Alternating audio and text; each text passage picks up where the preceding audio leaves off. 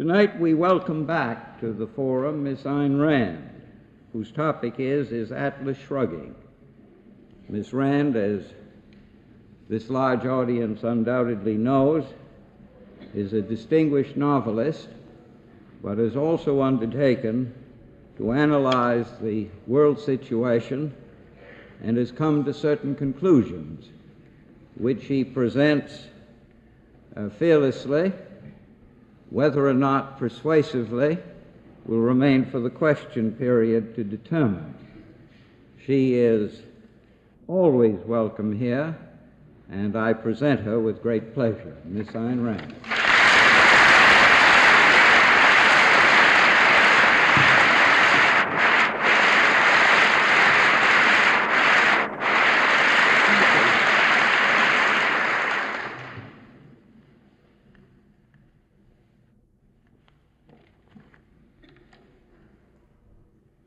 Ladies and gentlemen, as the title of tonight's discussion indicates, its theme is the relationship of the events presented in my novel, Atlas Shrugged, to the actual events of today's world.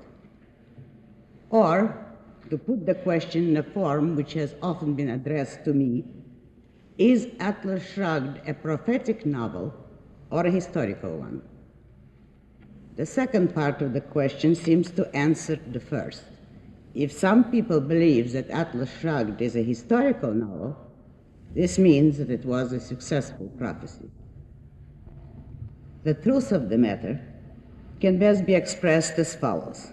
Although the political aspects of Atlas Shrugged are not its central theme nor its main purpose, my attitude toward these aspects during the years of writing the novel was contained in a brief rule I had set for myself. The purpose of this book is to prevent itself from becoming prophetic. The book was published in 1957.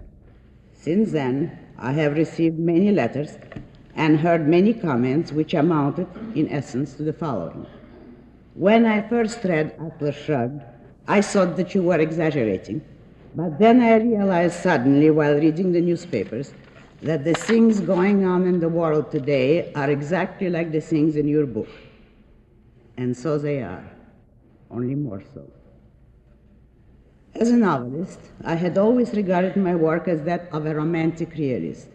I am afraid that the present state of the world has turned it into the work of a rank naturalist. Except that the political events, proposals, and ideas of today are so grotesquely irrational that neither I nor any other novelist could ever put them into fiction. No one would believe them. A novelist could not get away with it. Only a politician might imagine that he can.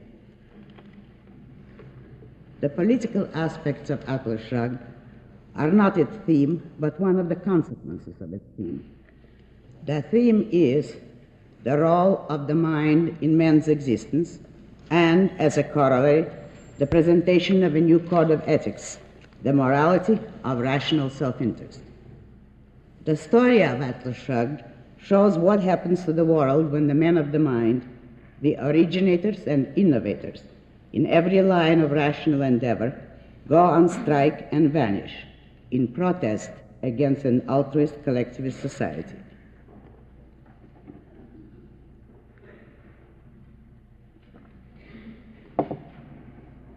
There are two key passages in Atlas Shrugged that give a brief summary of its meaning. The first is a statement of John Galt, quote, "There is only one kind of men who have never been on strike in human history. Every other kind and class have stopped when they so wished and have presented demands to the world, claiming to be indispensable, except the men who have carried the world on their shoulders, have kept it alive, have endured torture as sole payment, but have never walked out on the human race. Well, their turn has come. Let the world discover who they are, what they do, and what happens when they refuse to function. This is the strike of the men of the mind, Miss Taggart. This is the mind on strike." Unquote. The second passage, which explains the title of the novel, is, quote, "Mr. Reardon," said Francisco, his voice solemnly calm, "if you saw Atlas, the giant who holds the world on his shoulders, if you saw that he stood, blood running down his chest, his knees buckling, his arms trembling, but still trying to hold the world aloft with the last of his strength, and the greater his effort, the heavier the world bore down upon his shoulders, what would you tell him to do?" "I don't know." "What could he do? What would you tell him?" "To shrug." Unquote. The story of Atlas Shrugged presents the conflict of two fundamental antagonists, two opposite schools of philosophy or two opposite attitudes toward life.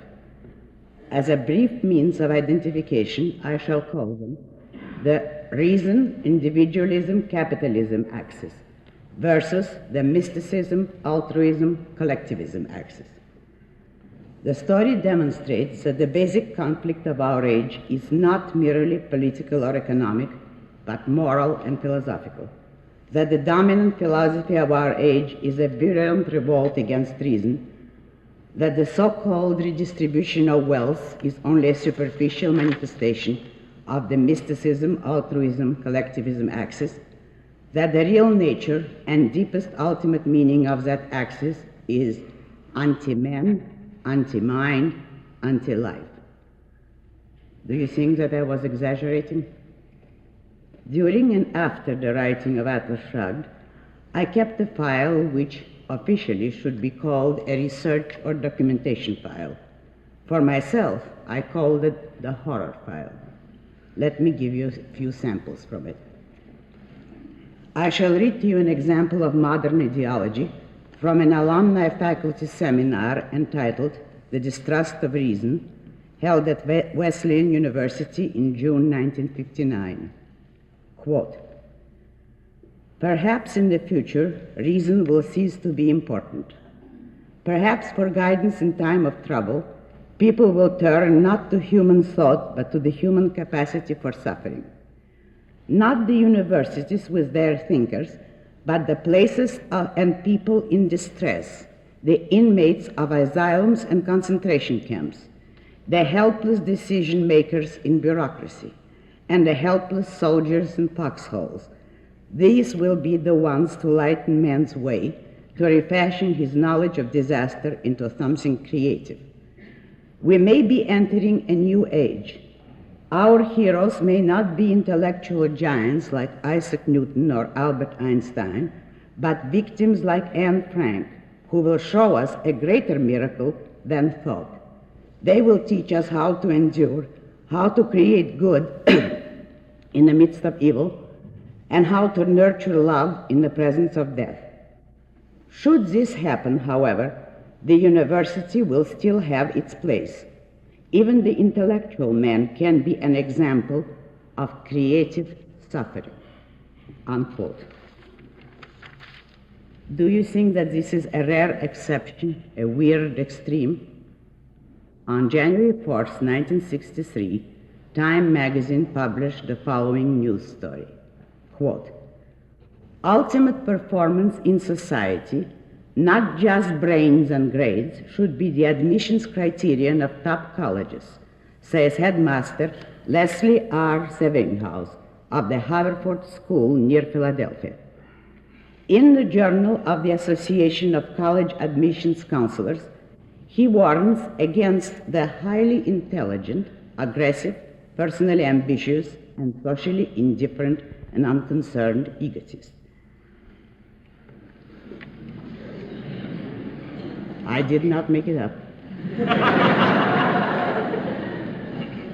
Because these self-centered, bright students have little to offer, either now or later, colleges should be ready to welcome other good qualities. Who says that brains and motivated performance represent the dimensions of excellence? Is not social concern a facet of excellence? Is it not exciting to find a candidate who believes that no man liveth unto himself? What about leadership, integrity, the ability to communicate both ideas and friendship. May we discount spiritual eagerness? And why should we pass over cooperation with others in good causes, even at some sacrifice of one's own scholastic achievement? What about graciousness and decency? None of this shows up on college board scores, chides Severinghaus. Colleges must themselves believe in the potential of young people of this sort, unquote. Consider the meaning of this. If your husband, wife, or child were stricken with a deadly disease, of what use would the doctor's social concern and graciousness be to you if that doctor had sacrificed his own scholastic achievements? If our country is threatened with nuclear destruction, will our lives depend on the intelligence and ambition of our scientists, or on their spiritual eagerness and capacity to communicate friendship?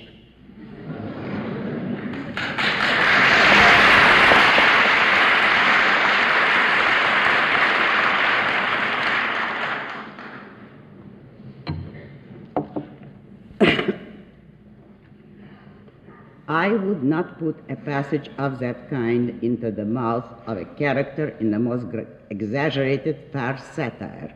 I would consider it too absurdly grotesque. And yet, this is said, heard, and discussed seriously in an allegedly civilized society. Are you inclined to believe that theories of this kind will have no results in practice? I quote from the Rochester Times Union of February 18, 1960, from an article entitled, "Is Our Talent Running Out?"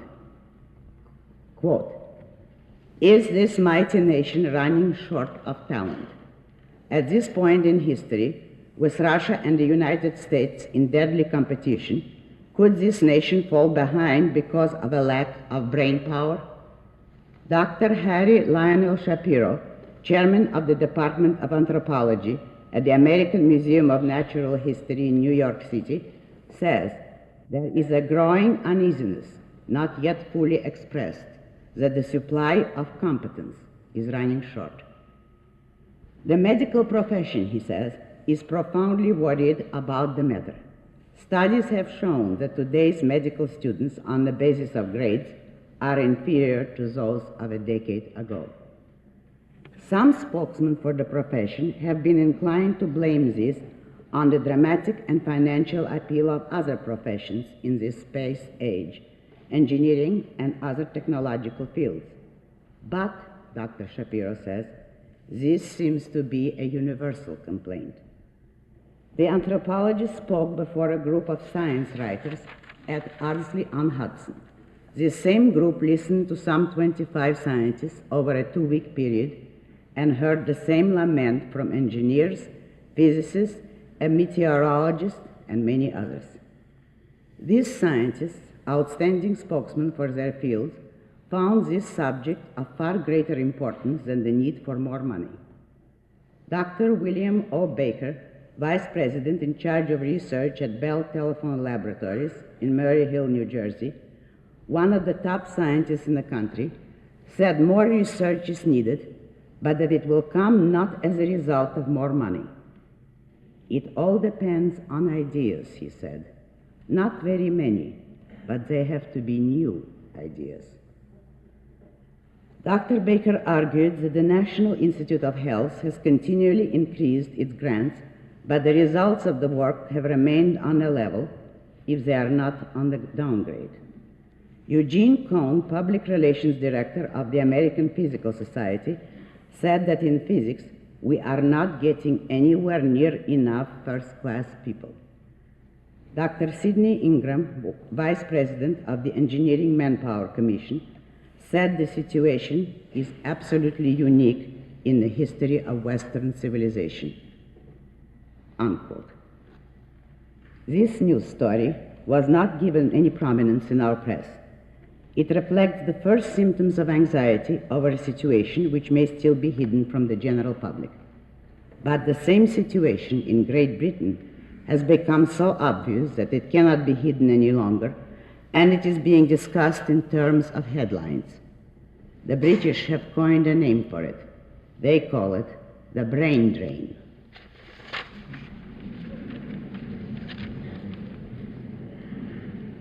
Let me remind you, parenthetically, that in Atlas Shrugged, John Galt states, referring to the strike, quote, "I have done by plan and intention what had been done throughout history by silent default," close quote.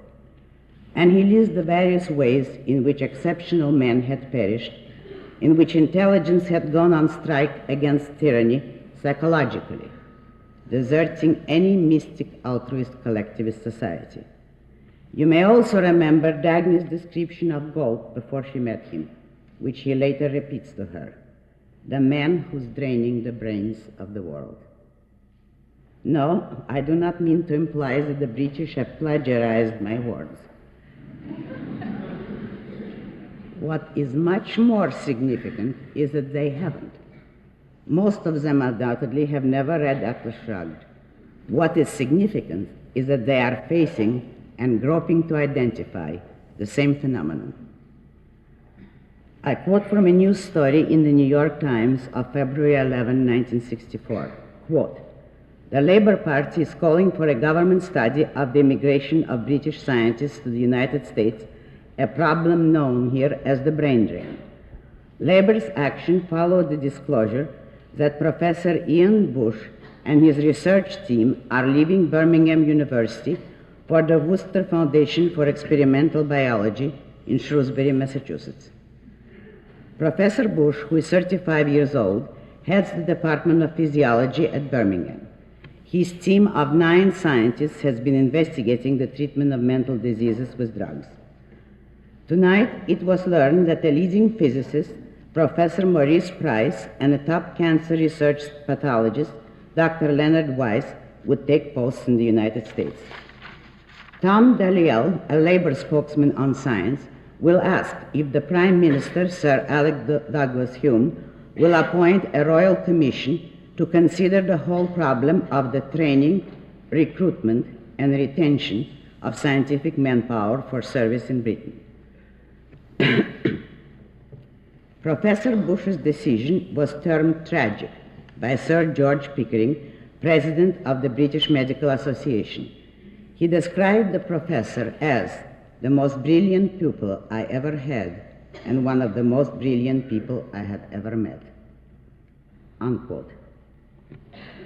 From the New York Times of February 12th, quote, "The furor over Britain's loss of scientific talent was intensified today when a foremost theoretical physicist said he was leaving for the United States. Dr. John Anthony Popple, a superintendent of the Basic Physics Division at the National Physical Laboratory, said he was going to the Carnegie Institute of Technology in Pittsburgh in about a month. Afternoon newspapers used large headlines to report the move, the 13th since the weekend.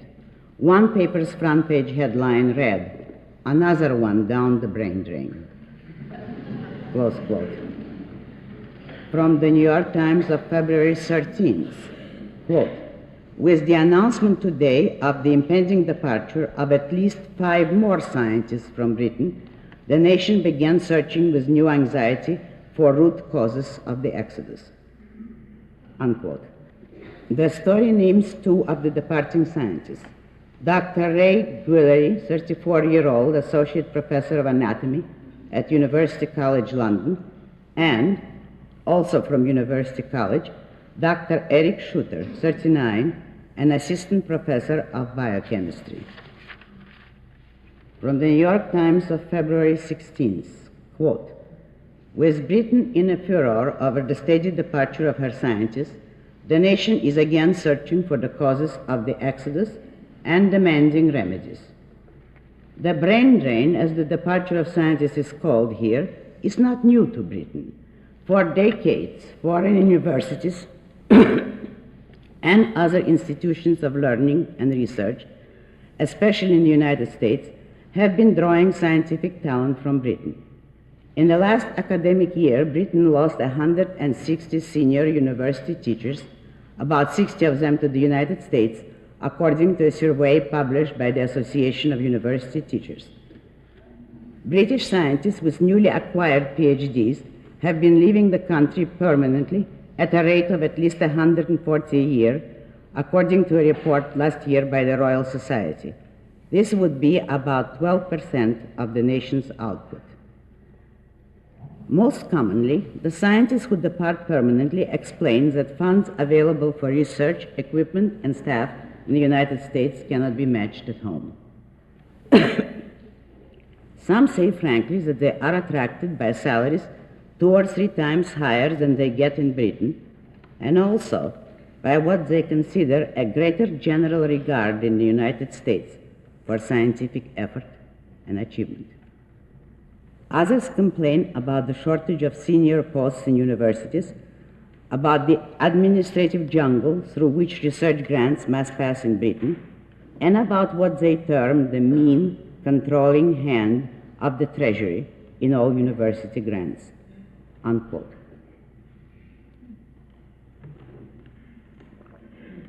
Now, what intellectual arguments are being offered to the scientists as an inducement to prevent them from leaving, and what practical remedies are being proposed? Quinton Hogg, Secretary of State for Education and Science, quote, appealed to the patriotism of scientists to stay at home. It is better to be British than anything else, he said.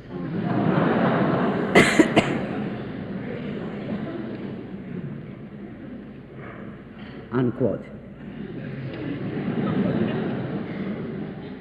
An earlier story of October 31st, 1963, stated that, quote, a report submitted by a committee headed by Sir Burke Trent, Secretary of the Cabinet, calls for reshaping Britain's civil science setup and for giving increased powers to the Minister of Science, unquote. There is, of course, a great deal of implicit and explicit indignation against American wealth and big business, which the British seem to regard as chiefly to blame for the plight of their scientific talent. Now, I want to call your attention to 2 significant facts: the age and the professions of the scientists who were mentioned by name in these stories. Most of them are in their 30s. Most of them are connected with theoretical medicine. Socialized medicine is an established institution of Britain's political system. What future would brilliant young men see under it? Draw your own conclusions about the causes of the brain drain, about the future welfare of those left behind in the welfare state, and about the role of the mind in man's existence. The next time you hear or read reports about the success of socialized medicine in Great Britain and in the other welfare states of Europe, the reports brought by the superficial, concrete-bound mentalities who cannot see beyond the range of the moment and who declare that they observe no change in the conscientious efficiency of the family doctors, remember that the source of the family doctor's efficiency, knowledge, and power lies in the laboratories of theoretical medicine, and that source is drying up. This is the real price which a country pays for socialized medicine, which does not appear on the cost sheets of the state planners, but which will not take long to appear in reality. At present, we lag behind Great Britain on the road to the collectivist abyss, but not very far behind. In recent years, our newspapers have been mentioning alarming reports on the state of the enrollment in our medical school. There was a time when these schools had a much greater number of applicants than could be accepted, and only the ablest students, those with the highest academic grades and records, had a chance to be admitted. Today, the number of applicants is falling, and, according to some reports, will soon be less than the number of openings available in our medical schools. Consider the growth of socialized medicine throughout the world. Consider the Medicare plan in this country. Consider the strike of the Canadian doctors in Saskatchewan and the recent strike of the doctors in Belgium. Consider the fact that in every instance, the overwhelming majority of the doctors fought against socialization, and that the moral cannibalism of the welfare status did not hesitate to force them into slavery at the point of a gun. The picture was particularly eloquent in Belgium, with thousands of doctors fleeing blindly, escaping from the country, with the alleged humanitarian government resorting to the crude, Nazi-like militaristic measure of drafting the doctors into the army in order to force them back into practice.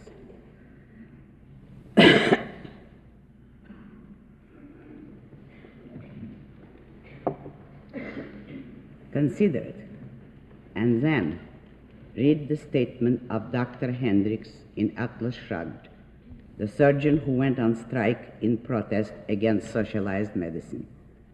Quote, "I have often wondered at the smugness with which people assert their right to enslave me, to control my work, to force my will, to violate my conscience, to stifle my mind. Yet what is it that they expect to depend on when they lie on an operating table under my hands?" Unquote. That is the question that should be asked of the altruistic slave drivers of Belgium. The next time you hear a discussion of Medicare, give some thought to the future, particularly to the future of your children, who will live at a time when the best brains available will no longer choose to go into medicine. Ragnar Daneskild, the pirate in Atlas Shrugged, said that he was fighting against, quote, "the idea that need is a sacred idol requiring human sacrifices, that the need of some men is the knife of a guillotine hanging over others, and that the extent of our ability is the extent of our danger, so that success will bring our heads down on the block, while failure will give us the right to pull the cord." Unquote. This is the essence of the morality of altruism. The greater a man's achievement and the greater society's need of him, the more vicious the treatment he receives and the closer he comes to the status of a sacrificial animal. Businessmen who provide us with the means of livelihood, with jobs, with labor-saving devices, with modern comfort, with an ever-rising standard of living, are the men most immediately and urgently needed by society. They have been the first victims, the hated, smeared, denounced, exploited scapegoats of the mystic altruist collectivist axis. Doctors come next. It is precisely because their services are so crucially important and so desperately needed that the doctors are now the targets of the altruists' attack on a worldwide scale.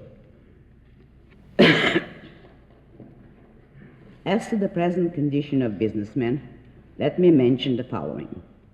After completing Atlas Shrugged, I submitted it in galley proofs to a railroad expert for a technical checkup. The first question he asked me after he had read it was, "Do you realize that all the laws and directives you invented are on our statute books already?" "Yes," I answered, "I realize it." And that is what I want my readers to realize. In my novel, I presented these issues in terms of abstractions which express the essence of government controls and of statist legislation at any time and in any country. But the principles of every edict and every directive presented in Atlas Shrugged, such as the Equalization of Opportunity Bill or Directive 10-289, can be found, and in cruder forms, in our antitrust laws. In that miserable accumulation of non-objective, undefinable, unjudicable statutes, you will find every variant of penalizing ability for being ability, of penalizing success for being success, of sacrificing productive genius to the demands of envious mediocrity. You will find such rulings as the forced breakup of large companies, or the divorcement of companies from their subsidiaries, which is my equalization of opportunity bill, the forcing of established concerns to share with any newcomer the facilities it had taken them years to create, the compulsory licensing or the outright confiscation of patents, and, on top of this last, the order that the victims teach their own competitors how to use these patents. The only thing that stands between us and the level of social disintegration presented in Atlas Shrugged is the fact that the states do not dare as yet to enforce the antitrust laws to the full extent of their power. But the power is there, and you can observe the accelerating process of its widening application year by year. Now you might think, however, that the Railroad Unification Plan and the Steel Unification Plan, which I used toward the end of Atlas Shrugged, have no counterpart in real life. I thought so too. I invented them as a development dictated by the logic of events to illustrate the last stages of a society's collapse. These two plans were typical collectivist devices for helping the weakest members of an industry at the expense of the strongest by means of forcing them to pool their resources. I thought these plans were a bit ahead of our time. I was wrong. I quote from a news story of March 17, 1964. Quote, "The three television networks have been asked by the federal government to consider a tentative plan under which each would turn over a share of its programs to existing or new TV stations that might operate from a competitive disadvantage." A companion suggestion, also put forth for discussion by the Federal Communications Commission, would compel some stations now affiliated with one network to accept affiliation with an alternative chain. The proposals, which in effect call upon the haves of the television industry to help the have-nots, drew strenuous objections over the weekend from the Columbia Broadcasting System. The thinking behind the FCC proposals is to help sustain existing ultra-high frequency stations and encourage the start of additional such outlets by guaranteeing them program resources that would win audiences. Most advertisers normally prefer the more powerful, very high-frequency stations. Under the controversial proposals, the total pool of network programming would be carved up among two VHF stations and one UHF station, unquote. The alleged justification for these proposals is the desire to correct, quote, competitive imbalance, unquote. Now observe today's situation in the sphere of labor. In Atlas Shrugged, I showed that at a time of desperate shortages of transportation, due to shortages of motive power, track, and fuel, the railroads of the country were ordered to run shorter trains at lower speeds. Today, at a time when the railroads are perishing, with most of them on the brink of bankruptcy, the railroad unions are demanding the preservation of feather bedding practices, that is, of useless, unneeded jobs, and of antiquated work and payment rules. The press comments on this issue have been mixed, but one editorial deserves a moment's special attention.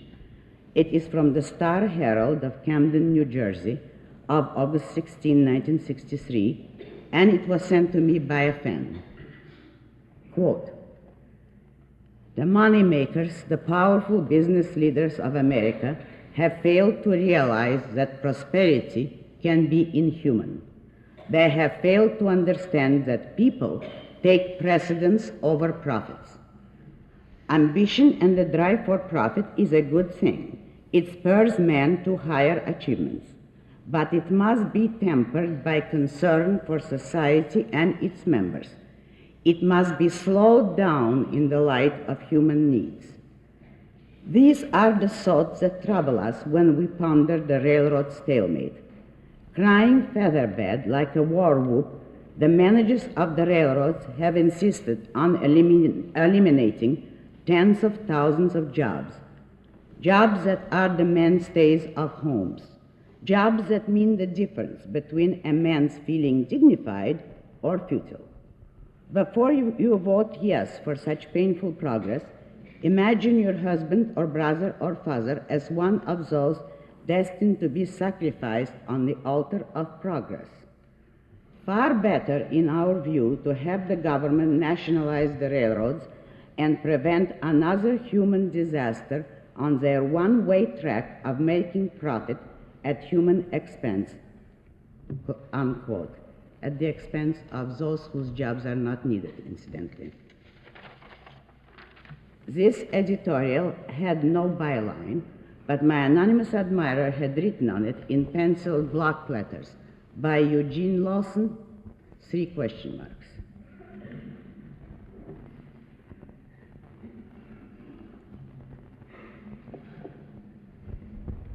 That sort of humanitarian attitude is not directed against profits, but against achievement. It is not directed against the rich, but against the competent. Do you think that the only victims of the mystic, altruist, collectivist axis are a few exceptional men at the top of the social pyramid, a few men of financial and intellectual genius? Here is an old clipping from my horror file, a news story dating years back. Quote, Britain is currently stirred by the story of a young coal miner who has quit his job to prevent 2,000 miners from striking at Doncaster. Alan Balmer, 31, got in trouble with his fellow workers when he finished a week's assignment 3 hours ahead of time. Instead of sitting down for 3 hours, he started on a new stint of work. More than 2,000 miners held a meeting last Sunday to object to his working too hard. They demanded that he be demoted for 3 months and his pay cut from $36 a week to $25. Balmer quit his job to end the crisis with the statement that it always has been his belief that a man should do a full day's work for a full day's pay. Officials of the government-operated mines say the affair is up to the unions, unquote. Ask yourself, what will become of that young man in the future? How long will he preserve his integrity and his ambition if he knows that they will bring him punishments, not rewards? Will he continue to exercise his ability if he is to be demoted for it? This is how a nation loses the best of its men.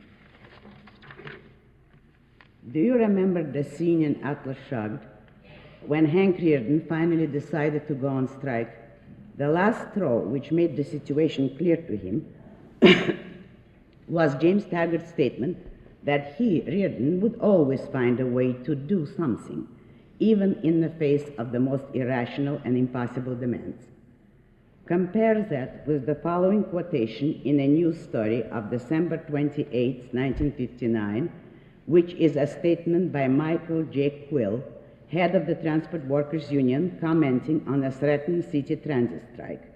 Quote, "A lot of people are thinking we are taking this to the brink, but it so happens that every time we went to the well before, there was something there," unquote.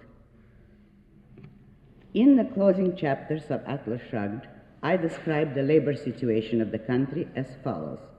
Quote, "Give us men." The plea began to hammer progressively louder upon the desk of the Unification Board from all parts of a country ravaged by unemployment. And neither the pleaders nor the board dared to add the dangerous words which the cry was implying. Give us men of ability. There were waiting lines years long for the jobs of janitors, greasers, porters, and busboys. There was no one to apply for the jobs of executives, managers, superintendents, engineers, unquote. An editorial in the July 29, 1963 issue of Barron's magazine mentions, quote, the mounting scarcity of skilled labor, including, as Dr. Arthur F. Burns noted in a recent critique of official unemployment statistics, extensive shortages of scientists, teachers, engineers, doctors, nurses, typists, stenographers, automobile and TV mechanics, tailors, and domestic servants, unquote. Do you remember the story of the Minnesota harvest disaster in Atlas Shrugged? A bumper crop of wheat perished along the roadsides, around the overfilled silos and grain elevators for lack of railroad freight cars, which, by government order, had been sent to carry a harvest of soybeans. The following news story is from the Chicago Sun-Times of November 2, 1962. Quote, Illinois farm officials and grain dealers met Thursday in an effort to relieve an acute freight car shortage which is threatening Midwest's bumper grain harvest. Farmers and grain dealers agreed that the shortage of railroad boxcars has become critical and saw little hope of relief for at least 2 weeks. Some grain elevator operators showed the group photographs of corn piled on the ground near elevators plugged up with corn which can be shipped. The boxcar shortage was blamed on the harvesting of 3 major crops, corn, soybeans, and milo at the same time this year. In addition, there have been heavy movements of government-owned grain, unquote. In Atlas Shrugged, Ragnar Daneskild denounced Robin Hood as the particular image of evil that he wanted to destroy in men's minds. Quote, he is the man who became the symbol of the idea that need, not achievement, is the source of rights, that we don't have to produce, only to want, that the earned does not belong to us, but the unearned does, unquote. I shall never be able to know whether Ragnar was or was not the inspiration of an article denouncing Robin Hood, which appeared last year in a British journal called Justice of the Peace and Local Government Review, a magazine of law and police affairs. The occasion for the article was the revival of the Robin Hood Festival. Quote, having regard to the fact, said the article, that the exploits of this legendary hero were chiefly concerned with robbing the rich under the specious motive of giving to the poor, a function which in modern times has been taken over by the welfare state, it is a question of some doubt whether a Robin Hood festival is not contrary to public policy, unquote.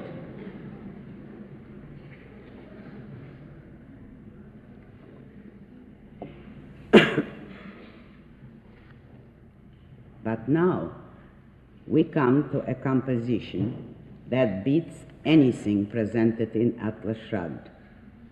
I concede that I would have been unable to invent it, and that no matter how low my estimate of the altruist collectivist mentalities, and it is very low, I would not have believed this possible. It is not fiction. No fiction writer could get away with it. It is a news story which appeared on March 23, 1964, on the front page of the New York Times. I quote, every American should be guaranteed an adequate income as a matter of right, whether he works or not. A 32-member group calling itself the Ad Hoc Committee on the Triple Revolution urged today. The 3 revolutions listed in their statement, which they sent to President Johnson, were the Cybernation Revolution, the weaponry revolution, and the human rights revolution. The fundamental problem posed by the cybernation revolution in the United States is that it invalidates the general mechanism so far employed to undergird people's rights as consumers, the committee said. Up to this time, it continued, economic resources have been distributed on the basis of contributions to production, with machines and men competing for employment on somewhat equal terms. In the developing cybernetic system, potentially unlimited output can be achieved by systems of machines which will require little cooperation from human beings. The continuance of the income through jobs link as the only major mechanism for distributing effective demand for granting the right to consume now acts as the main brake on the almost unlimited capacity of a cybernetic productive system. The committee urged that the link be broken by an unqualified commitment by society to provide, through its appropriate legal and governmental institution, every individual and every family with an adequate income as a matter of right. Close quote.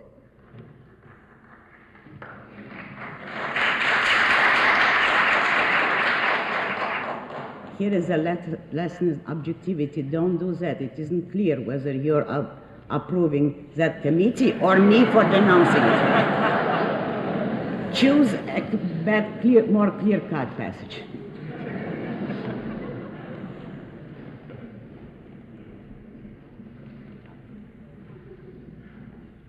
Now, an adequate income as a matter of right to be provided by whom? Blank out. One would expect a proclamation of this kind to be issued by a group of small-town crackpots, disassociated from reality and from any knowledge of economics. Or one would expect it to be issued by a group of rabble-rousers for the purpose of inciting the lowest elements of the population to violence against any business office that owns an electronic computer and thus deprives them of their right to consume. But such was not the case. What is frightening is that this proclamation was issued by a group of professors, economists, educators, writers, and other intellectuals, that it received front-page attention, and that apparently civilized people are willing to regard it as within the bounds of civilized discussion. What is the cultural atmosphere of our day? See whether the following description fits it. I quote from Atlas Shrugged, from a passage referring to a series of accelerating disasters and catastrophes. Quote, the newspapers did not mention it. The editorials went on speaking of self-denial as the road to future progress, of self-sacrifice as the moral imperative, of greed as the enemy, of love as the solution, their threadbare phrases as sickeningly sweet as the odor of ether in a hospital. Rumors went spreading through the country in whispers of cynical terror, yet people read the newspapers and acted as if they believed what they read, each competing with the others on who would keep most blindly silent, each pretending that he did not know what he knew, each striving to believe that the unnamed was the unreal. It was as if a volcano were cracking open, yet the people at the foot of the mountain ignored the sudden fissures, the black fumes, the boiling trickles, and went on believing that their only danger was to acknowledge the reality of these signs. Unquote. The purpose of my discussing this tonight was not to boast, nor to leave you with the impression that I possess some mystical gift of prophecy, but to demonstrate the exact opposite, that that gift is not mystical. Contrary to the prevalent views of today's alleged scholars, history is not an unintelligible chaos ruled by chance and whim. Historical trends can be predicted and changed, Men are not helpless, blind, doomed creatures carried to destruction by incomprehensible forces beyond their control. There is only one power that determines the course of history, just as it determines the course of every individual life: the power of man's rational faculty, the power of ideas. If you know a man's convictions, you can predict his actions.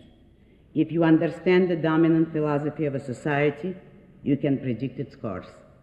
But convictions and philosophy are matters open to man's choice. There is no fatalistic, predetermined historical necessity. Atlas Shrugged is not a prophecy of our unavoidable destruction, but a manifesto of our power to avoid it, if we choose to change our course. It is the philosophy of the mystic, altruist, collectivist axis that has brought us to our present state and is carrying us toward a finale such as that of the society presented in Atlas Shrugged. It is only the philosophy of the reason, individualism, capitalism axis that can save us and carry us instead toward the Atlantis projected in the last 2 pages of my novel. Since men have free will, no one can predict with certainty the outcome of an ideological conflict, nor how long such a conflict will last. It is too early to tell which choice this country will make. I can say only that if part of the purpose of Atlas Shrugged was to prevent itself from becoming prophetic, there are many, many signs to indicate that it is succeeding. I thank you.